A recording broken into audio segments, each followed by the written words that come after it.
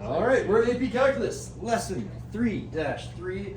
We've got some graphical analysis. And if you've taken a peek on the unit guide, you're wondering, like, why do you keep saying graphical analysis for all these titles? Like, the last one was graphical analysis too. Like, if I scroll back over here, wasn't that one graphical analysis for 3-2? Wasn't like 3-1 also like, oh, it didn't actually say graphical analysis, but what do I even mean by that? So I want to go ahead and take a peek here at our unit guide. This section is all the graphical analysis. So you just analyze, ooh, the graph looks curvy there, and it goes up there and down there. And then it turns into analytic analysis down here, meaning I just give you an equation. I expect you to figure out the graph for yourself.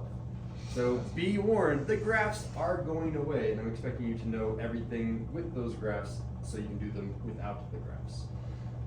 Notice the same definitions though. Like I'm going to do f increasing. It's the same definition. The speech sheet definition doesn't change between FCV to FCV down here. There's just a new interpretation using algebra as opposed to using graphs. So heads up, and we're ready. I should go ahead and, it doesn't show that up there, and I can skip right to the exact lesson I want.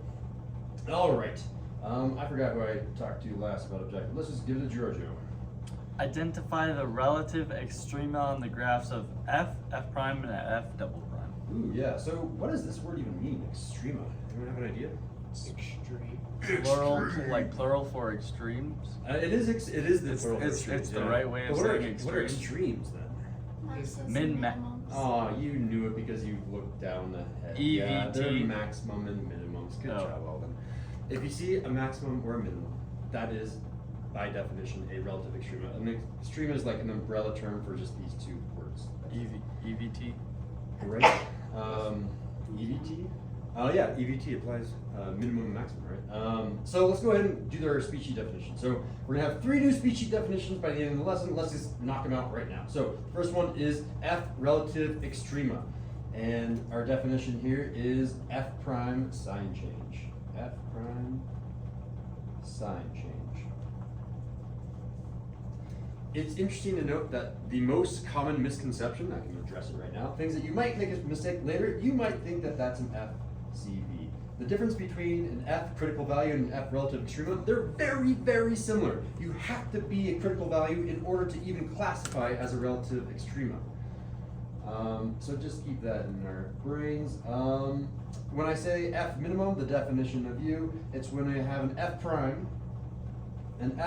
that switches from a negative to a positive. That's a terrible arrow. From a negative to a positive. And because of the symmetry of these definitions, Alden, what's our definition of an F max? F prime positive is negative. Exactly. Oh, I see where this is going. Negative sign. Whenever I talk about signs, you're good. Yeah. Whenever I talk about signs, that's really there's a fancy word to describe it. It's called parity. Is it positive? Is it negative? So this is kind of like the parity test. I should also mention that you might know this from earlier. There's I don't know if I actually talked about this with you guys in an earlier class or not. There's a difference between absolute extremum, or an absolute maximum, versus a relative maximum. This definition is technically a relative maximum. You can see it written over here, relative maximum. An absolute maximum is the biggest ever. And we can talk about what that means later. But this is just, hey, anything that has a balloon that flies to this one is the balloon. If there's a cute little balloon here, how's this, Alden? Is that a beautiful balloon? If there's a balloon that's floating, where is that balloon eventually going to be? The balloon will eventually be right there. Therefore, this is a relative maximum. Even though this spot over here is clearly higher, it would have gotten stuck there. That's the definition of a relative maximum. Or think about it like a marble rolling down, right? If this marble is rolling down, where will it eventually go down? I mean, it'll come down here, and this is a relative minimum, but won't the marble also like roll way down here? There's a bunch of different types of minimum. That's a minimum down here, and this is a minimum down there. Within its own proximity, that's a relative maximum or relative minimum. All right, so again, in this unit, it is super critical that you look at the label of our graphs. Is it F or is it F prime? Because those will give you different answers depending on how you interpret that. So let's go ahead and do everything again. F relative extrema. Give me the definition. Diego, go. Let me change the sign of F prime. Yeah, so I'm going to do that over here. This is F prime sign change. And also, Diego, now you're going to make your interpretation. On a graph of F, What is f prime? Is it height, slope, or concavity? Slope. So I'm gonna go ahead and rewrite this above or below this, because I don't have a lot of room here. I have to save some room over here to do the graph of f prime as well. I'm gonna say maybe above this, is gonna be slope sign change.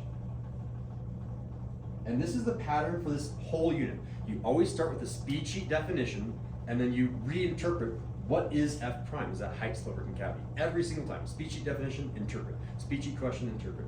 So we'll give this to Giorgio. F min, go. Negative to positive. What goes from negative to positive?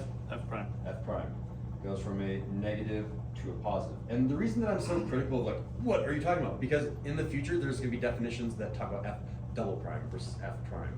This is the first derivative test, eventually there's gonna be a second derivative test. So knowing that this is an F prime as opposed to F double prime is super critical. Okay, and Giorgio, go ahead and interpret. What is F prime? Is it height, slope, or concavity? Slope. So this one's gonna be a slope that goes from a negative to a positive. You just switch that definition. And then Alden, do the last one. Give me the speed sheet definition of an F max. F prime positive to negative. F prime goes from a positive to a negative, and go ahead and interpret that. Is it height, slope, or concavity for F prime? Slope. Slope. I mean, we're seeing the pattern here. If this one, if this F prime is slope, this F prime is slope, this F prime is slope. It's kind of silly to ask that question multiple times, but there it is. We're looking for a slope that goes from a positive to a negative. All right, now we actually have to figure out where that happens. So we're looking at slope on this graph, and you guys have drawn the instantaneous rate of change everywhere on a graph before. So like I can say, the slope right there is positive. The slope right here is negative. The slope right here is 0. Remember doing that? All right, so let's go ahead and ask Diego. Your definition was we have a slope sign change. Where roughly do we have a slope sign change? Right here. It goes from a negative slope to a negative slope. I want to say it's Point to your graph. Yeah, I can see right it. here. Exactly, right here, because we had a positive slope to a negative slope. So I'm gonna go ahead and label that. I'm gonna put it down here. I'm gonna say this is at, I don't know, I'm just gonna call it A. We have a slope sign change at A. So we'll say at x is equal to A. Do you have any other slope sign change on this graph, or is that it? The other side too. Point on your graph? Exactly, yeah. So we have this other point, which I'm gonna call B. We went from a negative slope to a positive slope. We had to go through this slope of 0 to do that. So it was at x equals A, comma, and x equals B. I'll just do A, comma, B because I'm lazy. All right, Giorgio, go ahead and interpret. Where do we have an F minimum? Where do we have a slope that goes from a negative slope to a positive slope? The concavity of B. So That at B set. yeah, so at B we have this negative slope, negative slope, negative slope, and all of a sudden positive slope, positive slope, positive slope. So we switch from a negative slope to a positive slope at B. Therefore, this is our minimum. X is equal to B is the minimum. And you're going from left to right. Yeah, well, Oh. yes, you always go from left to right because otherwise these rules would be backwards. It's a good way to clarify that. And then Alden finally, F maximum. X is equal to A. Yeah, it is x equals to A. Why is that?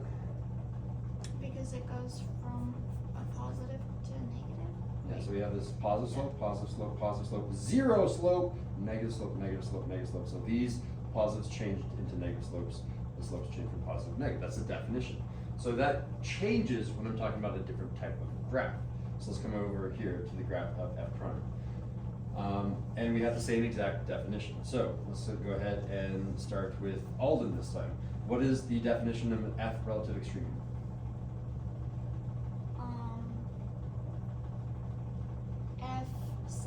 F prime sign change. It is indeed f prime sign change. I'll write it down again. I can already see I'm running out of room. And go ahead and interpret that. Now I'm not talking about a graph of f, I'm talking about a graph of f prime. So on a graph of f prime, what is f prime? Is it height, slope, or concavity? Slope? So- No, concavity, sorry. Right? No, Because right. it's Whenever these or match, no, is it just height? whenever these match, it's height. Yeah, exactly. So these matched, therefore it's height. So I'm going to go ahead and interpret on top of this. This is now a height sign change. Okay, let's move on to Diego. Definition of f minimum. f prime negative changes to positive. F prime from negative to positive, and interpret that height, slope, and concavity changes from negative to positive. Height. This is now height. All of these are height, right? Height goes from a negative to a positive. I know you already know this, Giorgio, and it's kind of silly by now, but go ahead and give me the speechy definition of an F maximum and interpret it. F prime of plus to minus, or positive to negative, in height. Height goes from positive to negative. Excellent. All right, so where do these things happen? So Alden, we'll come back to you. You did the height sign change.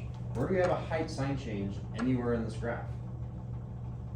Do we have height? Basically everywhere. Well, we have a height. This is a positive height, but this is a negative height because we're above the x-axis. That's positive. We're below the x-axis. We're negative. Oh, so it's just the places where it like switches from positive to negative? Yeah. And another way of saying that is it's where it crosses the x-axis. So it crosses the x-axis, it crosses this boundary holding back the signs. This one was positive and then it switched down here to a negative. So let's go ahead and label this point right here. We'll call that An x-intercept? that is an x-intercept. Yeah, it is. And we'll call that A. I can just use the same letters again. And let's call this other intersection B. So Alden, what x coordinates do we have in F prime sign change? A and B. X is equal to A and B, yeah. Done and done, nice and easy. All right, we'll be careful here. Diego, where do we have a F minimum F minimum. on this graph of F prime? Where do we have a height that goes from a negative to a positive?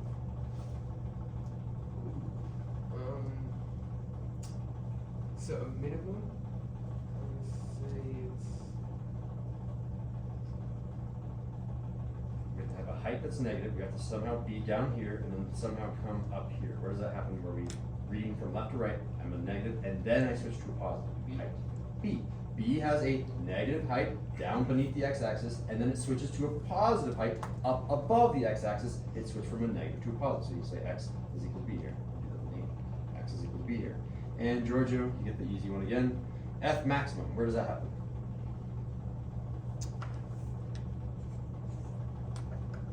A. Why?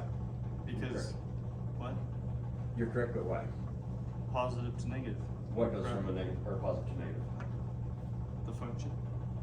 Yeah, Or well, the you're right. height. It's a function to height. Yeah, so we went from this positive height here, and then I switched to a negative height down here. Done. All right, feeling pretty straightforward so far? I hope. So, looking at my notes from last year, yeah, we can do a little bit more, but I want to move on to the backside. So, in general, this is what you're going to be doing. You're going to first look for wherever you have a critical value, because that means that you have a sign change. And to prove that to you, let's do that on this graph up here. I do actually need to do that because that will help us with our procedure down here. What is an F critical value? Shout it out if you know. What's up? CW. CD. It's whenever f prime is equal to 0 or it doesn't exist. F prime is equal to 0 or F prime D and E. And the F prime D and E, again, is a fancy way of saying if you have a fraction set the bottom equal to 0, if you have a fraction set the top equal to 0. That's what these two things are saying. This is top equals 0, bottom equals 0. We don't have a bottom equal to 0 because we're not doing the algebra yet, but we do know where F prime is equal to 0. That's in this graph. What is F prime in this graph, Diego? On this graph of F, what is F prime? That's slope. It's slope. So this would change to, and you can write it down with me, this is going to be slope is equal to 0. Well, Georgia, where do we have a slope equal to 0 on this graph? A and B. At A and B. So what this point is right here, we can say that this is an FCV by definition because we have a slope of 0. Not only is it a critical value, but check it out. We know it's also a relative extremum. We already defined that over here. We had a slope sign change.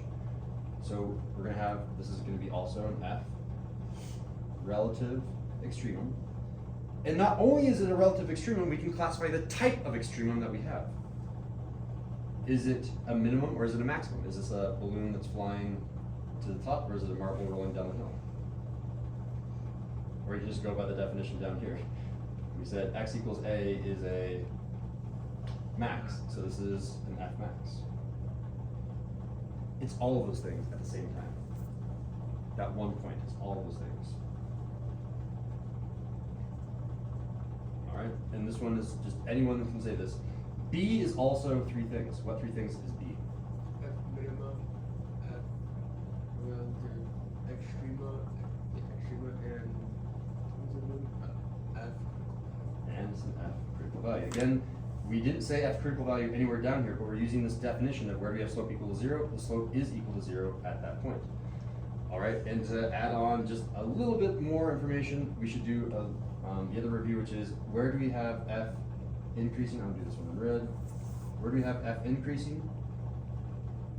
And where do we have F decreasing? Alden, what's the definition of F increasing, or speed sheet definition?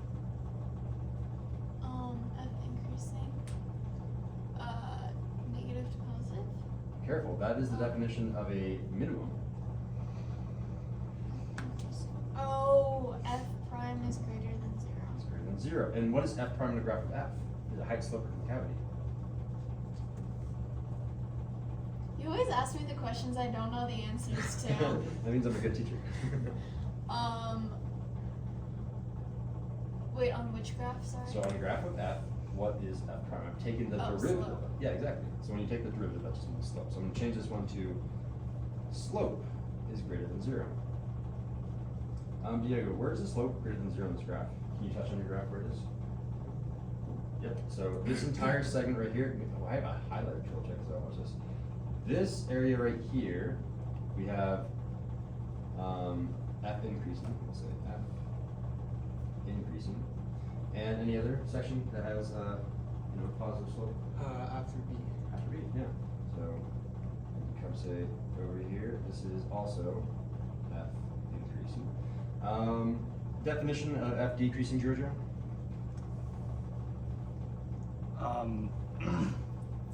Less than 0. Yeah, less than 0. F prime is less than 0. Make the interpretation. F prime on a graph of F is height, slope, concavity. Slope, sorry. It is indeed slope, yeah. So come back here and say slope is less than 0. And where is the slope less than 0, Giorgio? At A and B. At A? Wait, B, less or- than 0. Okay, not add to. Where do we have a negative slope on this graph? Yeah. That middle section. That middle in section, between so- A and B. This section right here, we have F decreasing. Excellent. And then I'm going to come back over here to the right side. I'm going to do the same thing. Let's label all these points. If I'm a relative extremum, I'm also a CV. You had to be a CV first. You had to be a critical value in order to be a relative extremum. We already said our relative extremum happened at A and B. I'm going to go ahead and label A and B relative extremum. You should do it as well. This is an F relative extremum.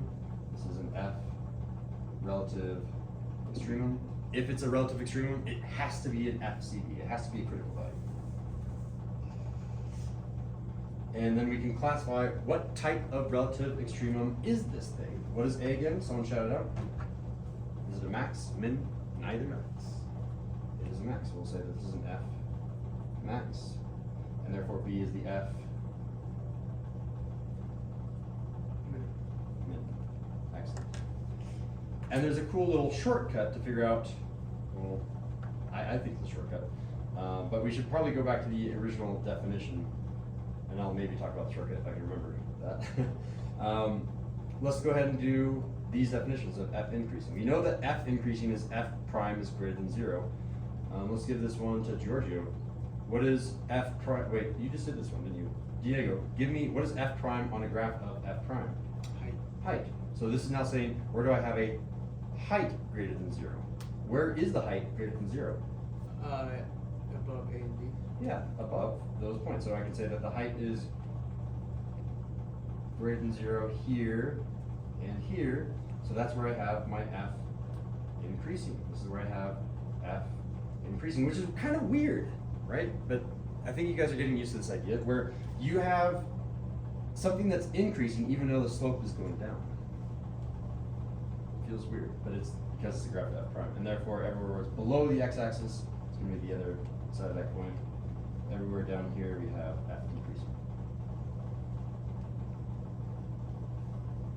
So this procedure that I'm about to describe to you works for both graphical and algebraic analyses, if I'm using the plural. In general, if you're trying to find a maximum or minimum, the very first step is to look for a CV.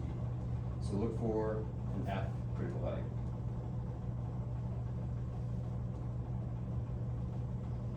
So then you check, is there a sign change? And this is one of those questions where you can ask, won't you always have a sign change? Well, look, if you come up here and you touch the graph, won't you have a sign change? If that one was high, wouldn't it be? Oh, sorry, so if I come back up here, let's make a brand new graph. So let's say this is a graph of F. If I have some sort of graph that's coming up like this and it crests and it has a slope of 0 right here, won't that be a sign change always? Yeah. Here's why it Well, won't. why would What if it just like, tricked you, I'm not gonna go down, I'm gonna keep going up. That's called a saddle point. And they're everywhere in AP Calculus. They try to trick you and say, I thought you were gonna come down here, but I decided to come back up here. That's called a saddle point. Or maybe if it was a graph of F prime, it would look like this. This is a saddle point. Maybe if it was a graph of F prime, the graph would look like this. So I have some sort of x-axis. Remember, if you have an x-intercept, right? If you have an x-intercept, that is a critical value no matter what. You have a height of 0. But is it a relative extremum? Watch this. If I say, okay, I'm coming down here and I touch that spot, it's probably likely it's going to go through it. But what if it doesn't go through it? What if it does something else? What's the other option? It goes up. It goes back up. What if it's like, ha, tricked you. I came back there and touched it, but I didn't actually change signs. Notice that the sign has not changed. It's positive to a positive, positive to a positive. Notice that the slope over here went from a positive to a positive. It doesn't have to change signs. Sometimes it doesn't. So check. If there is a sign change, then it is one of those things. It's a what? If there is a sign change, that's a definition of a Relative extreme. relative maximum, minimum, or in general, relative extreme. And once again, give me the speed sheet definition. What is a maximum? It's F prime. F prime negative, no, positive. Positive to a negative. Good. And then minimum is the reverse of that. Someone shout it out. Negative to positive. So this on its own is probably not enough information to do the homework. So I'm adding this extra little review from Algebra 2 on the back. And I guess we did review it a little bit in pre-calculus, but I don't remember how well we did that last year. I want to talk about polynomials. So in general, degrees, when I say something that is a degree, that is the highest power of a polynomial. So let me go ahead and label some of these. This one would be something like x squared. How do you, oh, okay. And maybe I'll say 1x squared. And this one will be negative 1x squared. Check it out. I have an even degree polynomial because this is power of 2, 2 is even. But if I add additional terms and things, I can do that. Check it out. So I still have a positive coefficient. My end behavior is a field goal. End behavior is field goal. This one is still positive. This is like 1x to the power of something else. Over here, it's going to be negative x to the power of something else. And I can tell you what that power is by the number of terms in here. If there's one term, the power of 2. If there's 2 terms, the power is 3. If there's 3 terms, the power is 4. If there's 4 terms, the power is 5. Let's count the number of turns. 1 turn, 2 turns, 3 turns, the power was 4. 4. You add 1 to Wait. it. This is x to the power of 4. Let's go ahead and count the number of turns on here. I have 1 turn, 2 turns, 3 turns, therefore this one was a power of 4 as well. Just add 1 to the number of turns. So if you want to get the degree, here's a cute little equation that you kind of should have known, but I'm reviewing it anyway. If you want the degree, just take the number of turns, or turnarounds maybe, is that a better word? Take the number of turnarounds and then just add 1 to that, plus 1.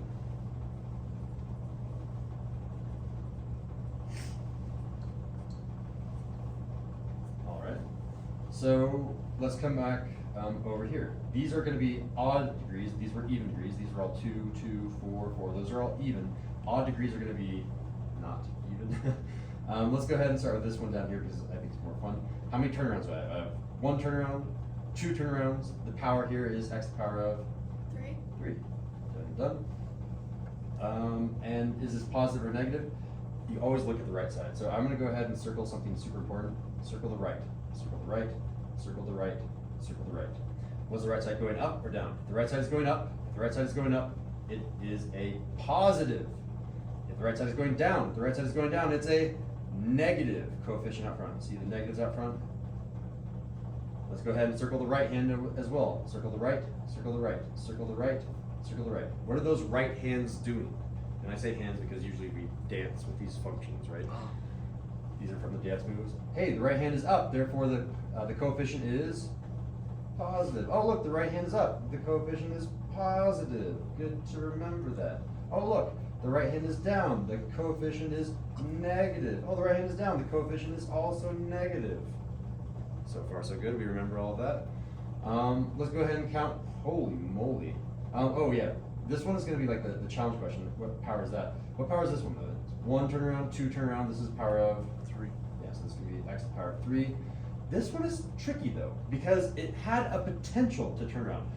I want to imagine my hand here and my hand here, and I'm squishing from the top and the bottom. Can you guys imagine me squishing this function and making, and I'll go ahead and attempt to do a terrible sketch here. I'm attempting to squish this one up a little bit and squishing this one down a little bit and making a function that looks like that.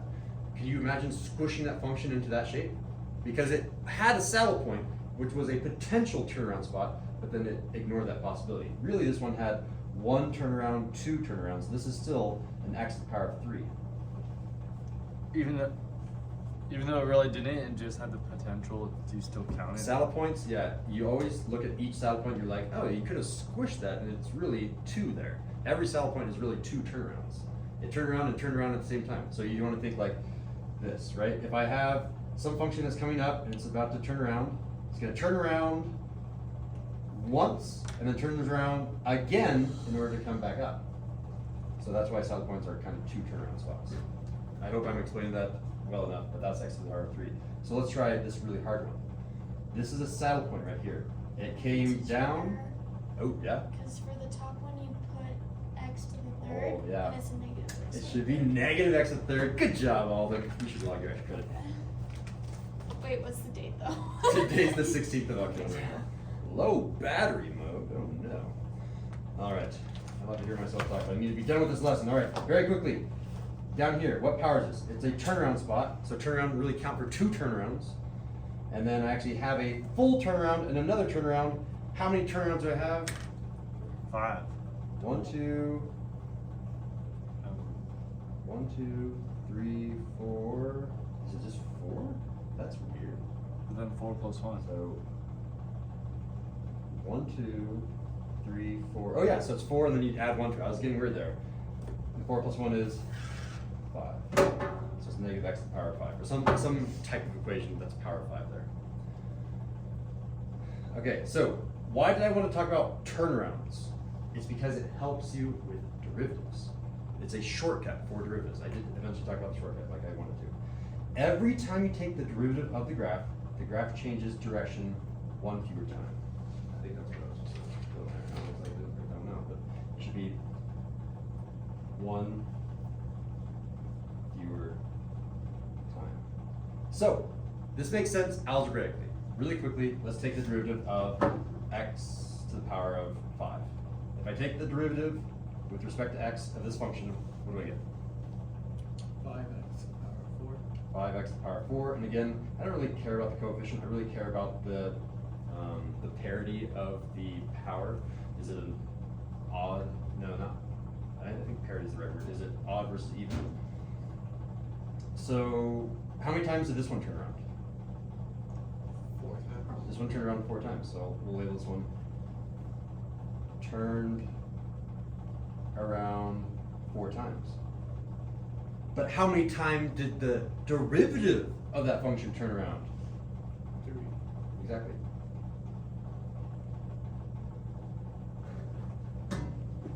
And if I took the derivative of that function, it would turn around how many times?